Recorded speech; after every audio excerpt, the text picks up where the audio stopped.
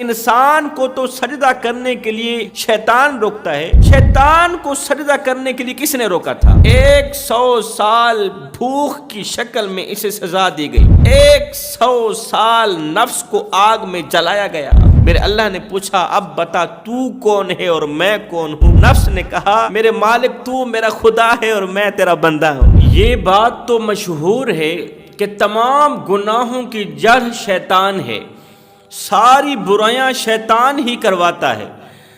مگر آپ لوگوں کو وہ واقعہ یاد ہوگا کہ جب اللہ رب العالمین نے میرے اور آپ کے بابا جناب حضرت آدم علیہ السلام کی جب تخلیق فرمائی، آدم علیہ السلام کو جب پیدا فرمایا، تخلیق کرنے کے بعد آدم علیہ السلام کو پیدا کرنے کے بعد صرف آدم کو ہی پیدا نہیں کیا بلکہ کم و بیش 1,24,000 رسولوں اور پیغمبروں کے باپ کو پیدا فرمایا۔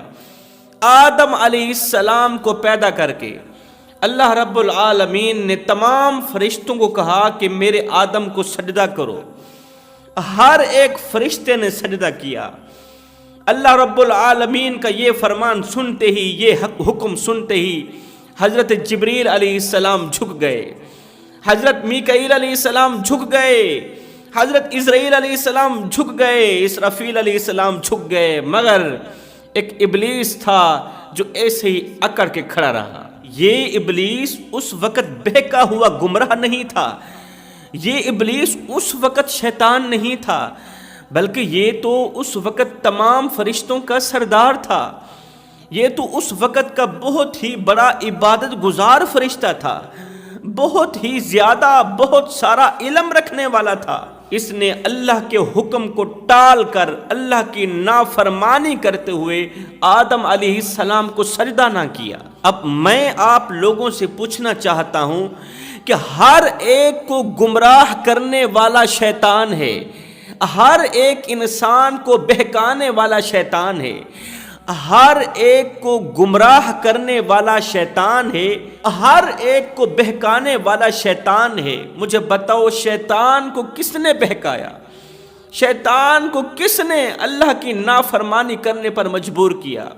شیطان کو کس نے گمراہ کیا؟ حالانکہ ابلیس سے پہلے تو کوئی شیطان نہیں تھا، ابلیس سے پہلے تو کوئی ابلیس نہیں تھا، اس وقت تو ابھی شیطان بنا ہی نہیں تھا، ابھی تو انسان ہی بنا تھا نا، اس سے پہلے شیطان تو نہیں تھا۔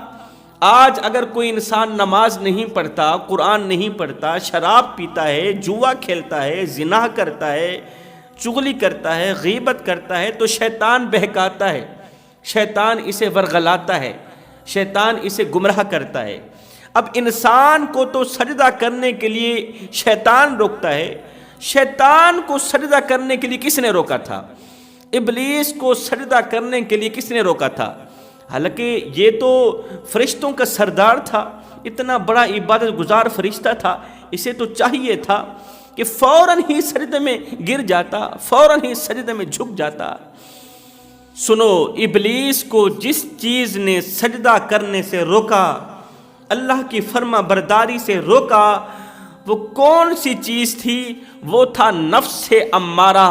نفس امارہ ایک ایسی چیز ہے کہ جب کسی پر حاوی ہو جائے تو بڑے سے بڑے عبادت گزار فرشتے کو تباہ و برباد کر کے رکھ دیتا ہے، بڑے سے بڑے عبادت گزار فرشتے کی عبادت کو ضائع کر کے رکھ دیتا ہے۔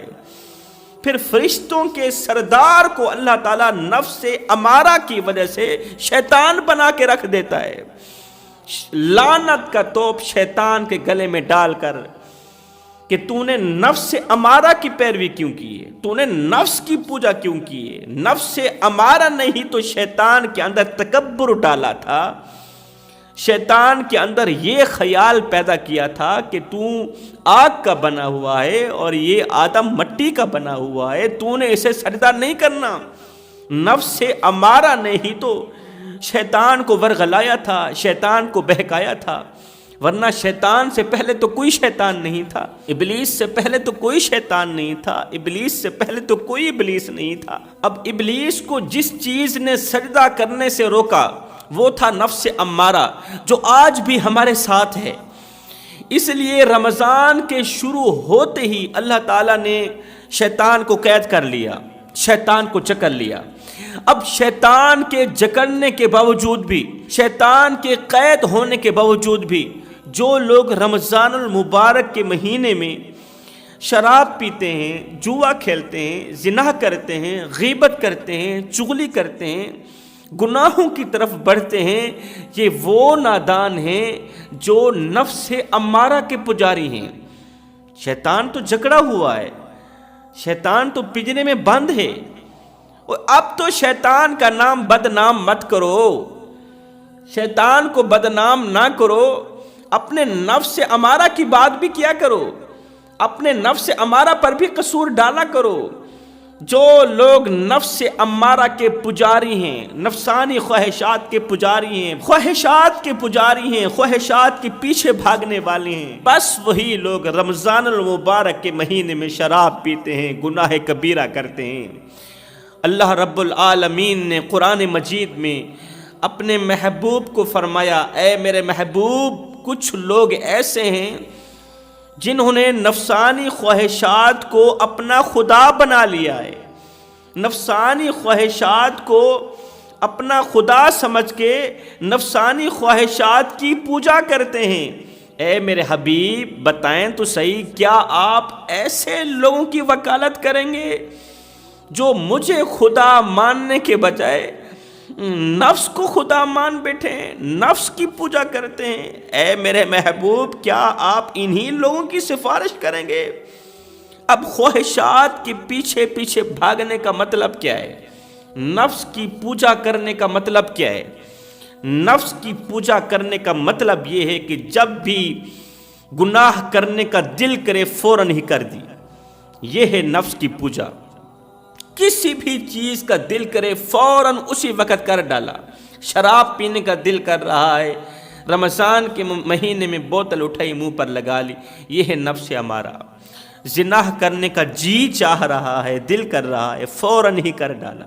کسی بھی گناہ کا دل کرے فوراً ہی کر دینا، یہ ہے نفس کی پوجا کرنا، یہ ہے نفسانی خواہشات کے پیچھے پیچھے بھاگنا۔ اور نادان، میرا اللہ تو تیرے دن کا آغاز نیکی سے کرنا چاہتا تھا، وہ تو نماز سے کرنا چاہتا تھا، وہ تو تجھے اپنے گھر میں بلانا چاہتا تھا، لیکن تو سویا رہا، تو نے رب کی نہ سنی، تو نے اپنے من کی سنی۔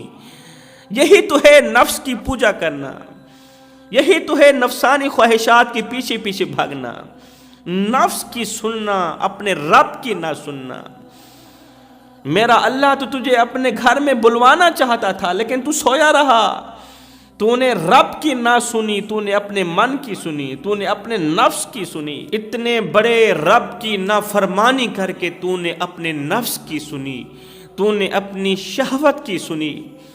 تو جوانو، نفس جس پر حاوی ہو جاتا ہے تو پھر یہ نفس انسان سے تقوی چھین لیتا ہے، انسان کو تقوی سے دور کر دیتا ہے، انسان کو ایمان سے دور کر دیتا ہے، ایمان کی چاشنی سے دور کر دیتا ہے۔ جب نفس انسان پر حاوی ہوتا ہے تو پھر سب کچھ برباد کر دیتا ہے۔ آپ نے سنا تو ہے نا کہ جب نفس حاوی ہو جاتا ہے، نفس امارہ کی بات کر، نفس امارہ جب فرشتے پر حاوی ہو جائے تو پھر اندر تکبر پیدا کرتا ہے، پھر اندر غرور پیدا کرتا ہے۔ رسول کریم صلی اللہ علیہ وسلم کسی جہاد میں فتح یاب ہو کر صحابہ کرام کے ساتھ واپس مدینہ طیبہ پہنچے تو کچھ صحابی زیادہ زخمی تھے، کچھ صحابی شہید بھی ہو گئے تھے۔ تو رسول کریم صلی اللہ علیہ وسلم نے صحابہ کرام کو ایک جملہ ارشاد فرمایا۔ وہ جملہ یہ تھا کہ صحابہ، ہم چھوٹے جہاد سے بڑے جہاد کی طرف جا رہے ہیں۔ صحابہ کرام نے عرض کی، یا رسول اللہ، اس سے بھی بڑا جہاد ہوگا؟ اس سے بھی بڑا جہاد ہو سکتا ہے؟ میرے کریم نبی نے فرمایا، ہاں، یہ چھوٹا جہاد تھا، جو بڑا جہاد ہے وہ ہے اپنے نفس کے ساتھ لڑنا، وہ ہے شہوت کے ساتھ لڑنا، وہ ہے نفسانی خواہشات کے ساتھ لڑنا، یہ ہے بہت بڑا جہاد۔ یہ ہے بہت بڑی جنگ۔ جوانوں، اللہ تعالیٰ کی جو مخلوق